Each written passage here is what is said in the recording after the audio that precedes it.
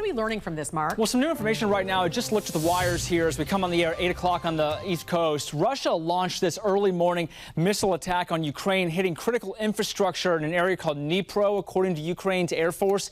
8 were launched, Jen, but Ukraine says they were able to destroy 6 of them. This all comes, keep in mind, just 2 days after Russia President Putin signed a revised nuclear doctrine that lowers the threshold for the country to use nuclear weapons. This is new right now at 8 o'clock. Ukrainian President Volodymyr Zelensky said a missile used, quote, matches the speed and altitude of an ICBM. The Kremlin refused to comment on the strike. That is new right now. This all after the U.S. shut down the embassy in Kyiv on Wednesday due to the threat of a Russian air attack. They reopened Wednesday afternoon after Ukraine called that threat Russian, quote, disinformation. Now, Tuesday, Ukraine launched a major escalation by firing American-supplied missiles into Russia. That for the first time since the war broke out after President Biden lifted restrictions on using them to strike inside Russia.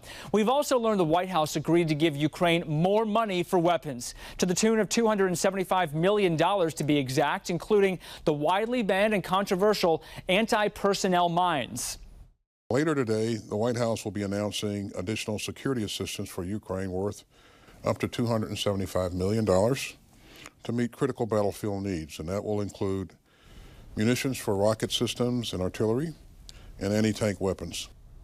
And according to a Reuters report now citing 5 sources, Russia's leader Vladimir Putin is now open to discussing a Ukraine ceasefire deal with Donald Trump. However, he would not make any territorial concessions and would insist that Ukraine abandon any ambitions to join NATO. Any new details on this breaking story, we'll bring it to you right here at the live desk.